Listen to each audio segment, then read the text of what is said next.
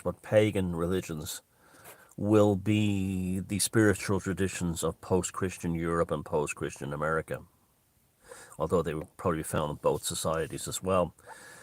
People who call themselves Lovecraftian scholars or aficionados, and I discovered this when I went to Necronomicon 2019 in Providence, don't really fully understand Lovecraft.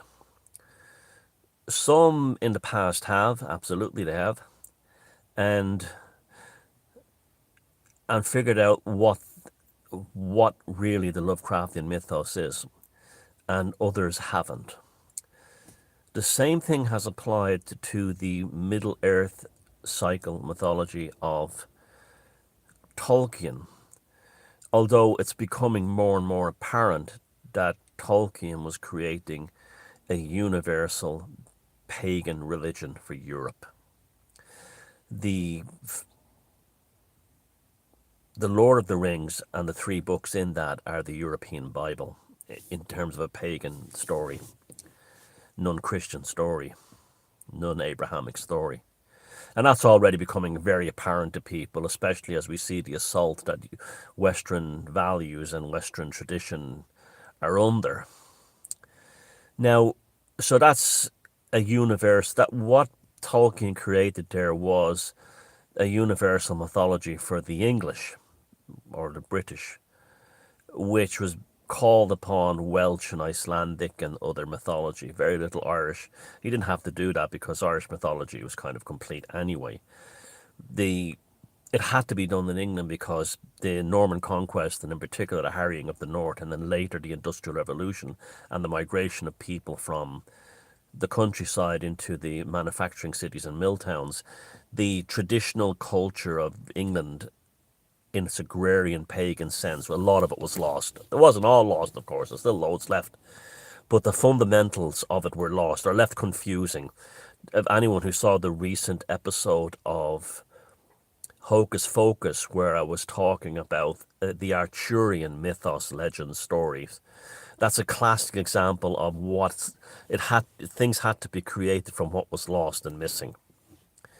So America will become a pagan nation again.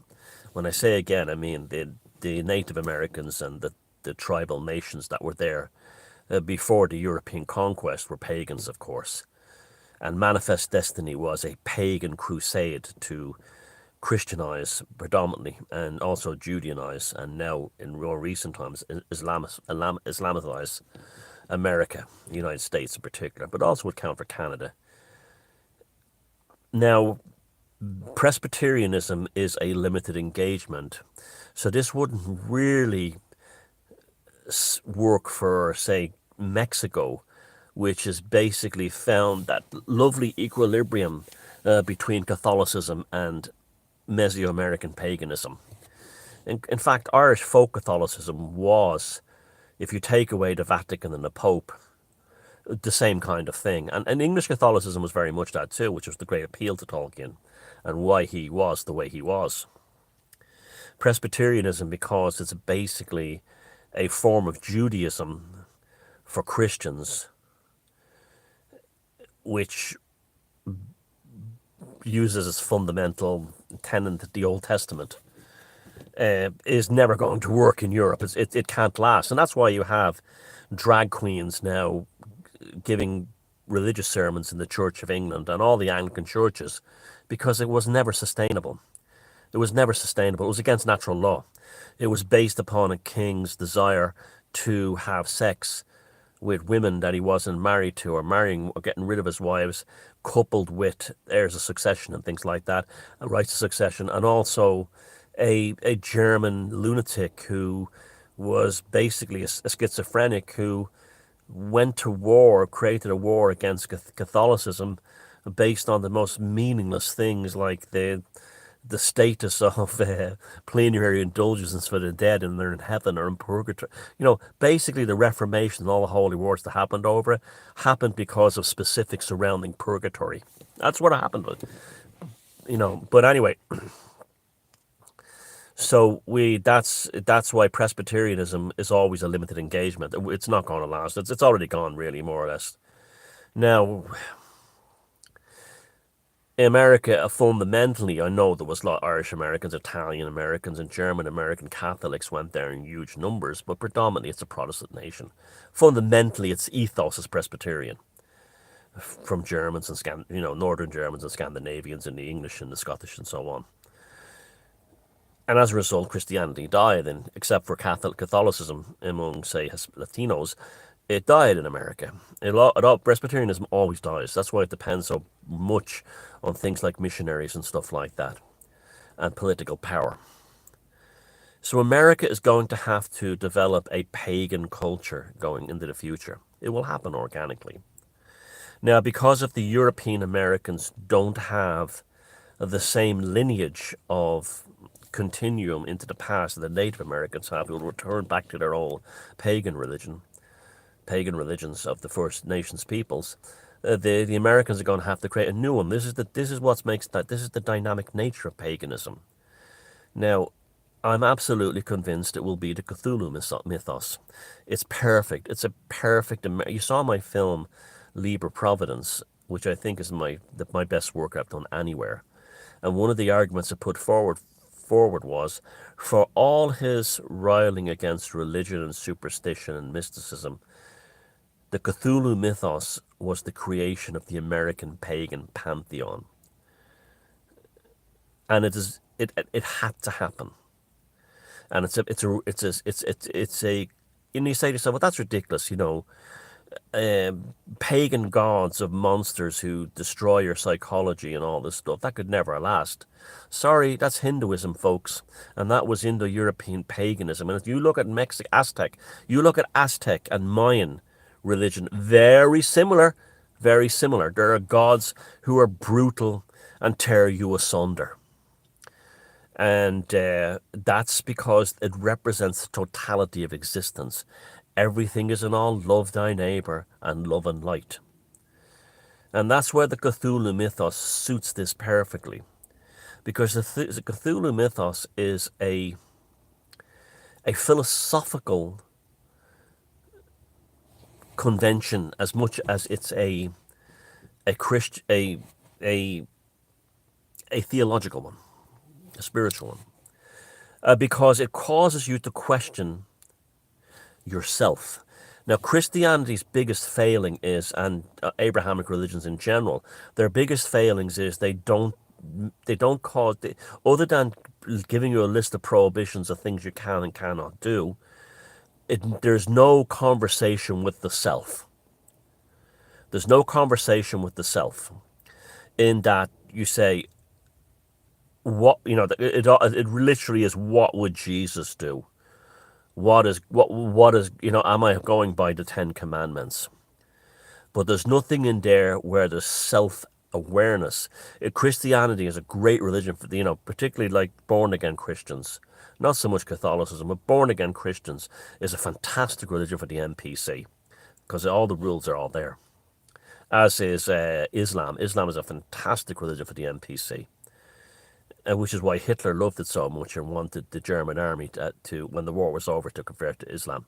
It was a fine religion for a soldier, as he said. And the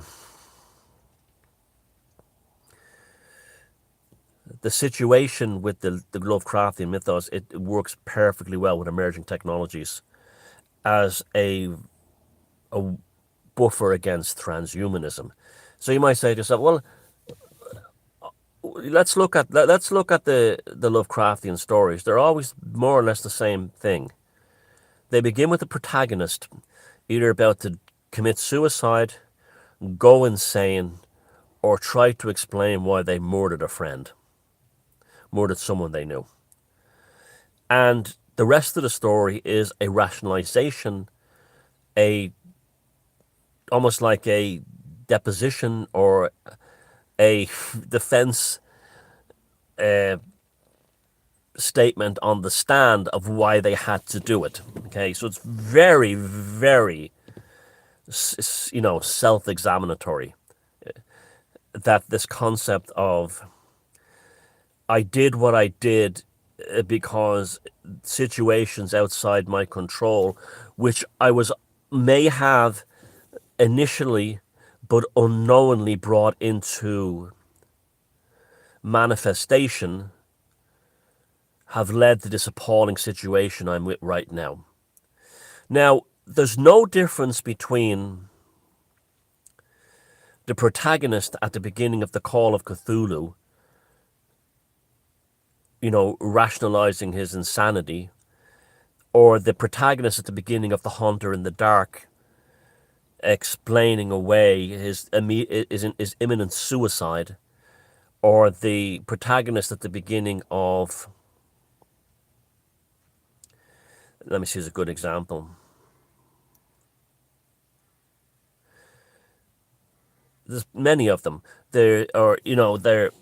I'm trying to think of a really good one that's different than those two. It'll come to me. Offering up to the world the despondency. It's no different than the despondency of Arjuna at the beginning of the Bhagavad Gita. So it's almost like his decisions within the stories, coupled with the outcome, presents the reader with, I would have done it differently. And that's paganism. Paganism doesn't say, do this because God says so. Paganism says, well, follow your own free will, but if you violate natural law, the gods will adjudicate. And that's what paganism is. Not God they don't adjudicate because the gods don't come down on you because they are adjudicating against their laws, their edicts, their prohibitions. The gods are adjudicating because you went in violation of natural law. And this kind of spiritual process within paganism creates a self-referring element of moral imperative. That you have to, at every process along the way, you have to fix it. If you don't fix it at the end, you have a self-examination, and then you say, well, I'll never do this again. Where in Christianity you go, it was God's will, and Jesus will forgive me. I atone. Nothing is learned. That's why it's a perfect religion for the NPC. Nothing is learned. Nothing. There's no self-examination of the process. The priest absolved me. The bishop gave me absolution. My failed marriage was annulled by the Pope, by the bishop or the Pope. Not, and that's the end of it. God will forgive me. No, but that's not. You've learned nothing. You've learned nothing. The Lovecraftian mythos is full of remarkable wisdom in that regard. That all along the process there were parts where they could have pulled out or didn't. And also within the Lovecraftian mythos, something that doesn't exist within Christianity is the concept of fate. A very central tenet in paganism, whether it be the three fates of Hellenic paganism or the Norns of the Nordic paganism, that fate is a very important thing. Whether it's Cuchulainn fated to kill Ferda, or was it Ferda? Sorry, yeah, kill his best friend. See, I do have a lot of knowledge, but this gets scrambled sometimes. Kill his best friend in the Toyn because that was fated. It's the same mentality that led, I know he was a Catholic, Patrick Pearse knew that the 1916 Rising had to go ahead because it was his fate.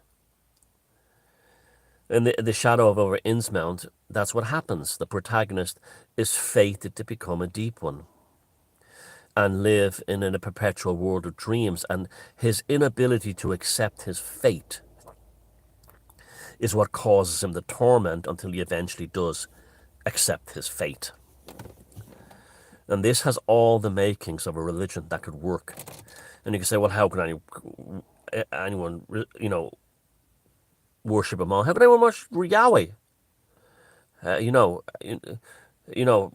can Azathoth, an interdimensional sultan daemon at the center of all chaos? Well, that to me is a more more accurate description of a godhead than a fella sitting in the clouds going, do this and do that, or else. And I really do believe that it will, the fact that there's the reason why the Cthulhu Mythos has encompassed everything from video games to board games to everything and has grown exponentially on the internet in the last 10 years is precisely because of that.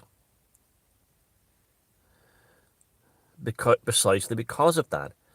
And it's filled with all manner of threshold moments. For instance,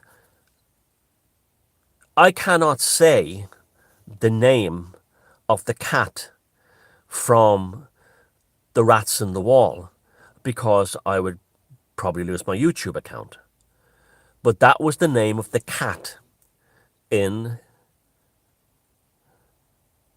The Rats in the Wall. And then people say, well, that's so offensive to use the N-word to name his cat. But the cat was the honourable element within that story. The cat was the one who led the protagonist down into the abyss of his own family history to expose what he actually was and what he came from. And at the end of the story, while he's in a mental hospital, he laments the fact that they took his beloved cat away from him, regardless of what the cat was called. Now, it was written in a different time. It was written in a different time, yes, absolutely. But at the same time, too, there's an energetic charge in reading that story with the cat's name in it, and you're kind of, oh, in this day and age, ooh, that kind of thing. Now, that kind of element has been used by the wokies to try and destroy the Cthulhu mythos and Lovecraft's legacy in general, ignoring the fact that the Old Testament is loaded with more racism than you would get in the, Buttfuck Junction, Arkansas, or Mississippi KKK annual dinner dance. They ignore that all the races. The Bible is not only racist, but it's incredibly genocidally racist. But that's all this crap. So there's always a challenge within confronting a spiritual tradition.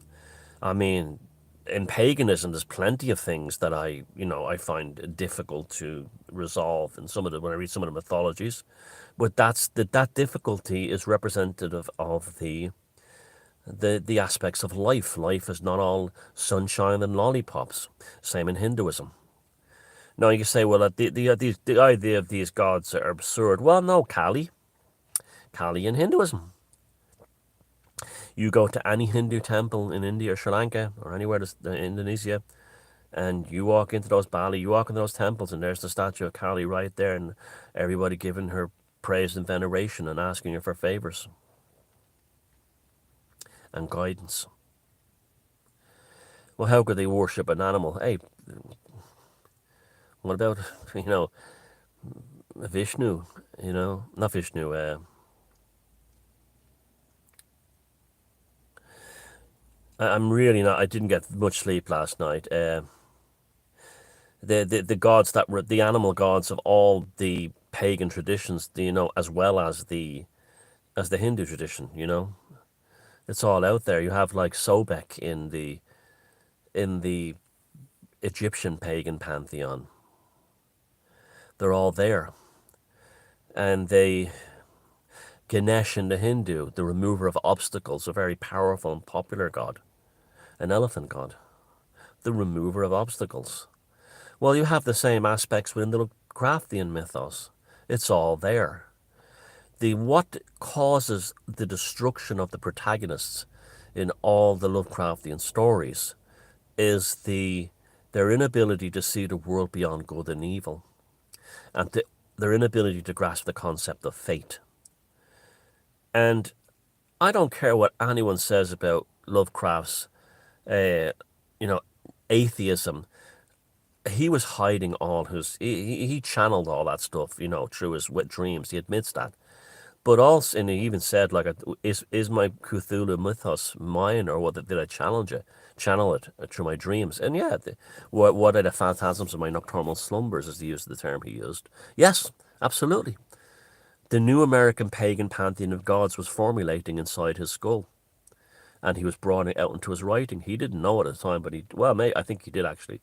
There's no way that he could have grown up in the household he grew up in, with his grandfather's library, Whittle Phillips, with his enormous volumes on all comparative religions and mythologies. Remember, at one time, the young Lovecraft wrote about how paganism and the idea of having a grove was the most beautiful concept of a religion.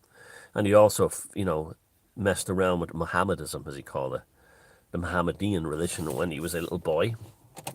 And that's where, his whole Necronomicon thing came from. He channeled all that through there. And he was a mystic. No matter what he said about being a debunker and all, he was a mystic. Absolutely. And the people who are all his biggest followers don't seem to understand that. They look at it with Christian eyes. I told you when I went to Necronomicon 2019, there was a guy on the stage says, well, the problem is we're getting better. The problems will be resolved as we get better and more accurate translations of the Old Testament. I mean, I just couldn't get out. I mean, and I'm not putting down Americans because you're not ready for your pagan. Well, you're coming into your pagan future, but see, this is the thing. You Americans, you can worship the pagan aspects of your own European ancestry. That's great, but the land of America has to have its pagan. The identity of the white European in America has to develop its own pagan gods, and I think the Cthulhu Mythos is perfect. It's already happening. It's already, you see it on the internet. You can already see it arising. It's happening. It's coming into manifestation. And it's creation between the cosmos and the earth, between the bottom of the ocean and the earth. It ticks all the boxes. It ticks all the boxes.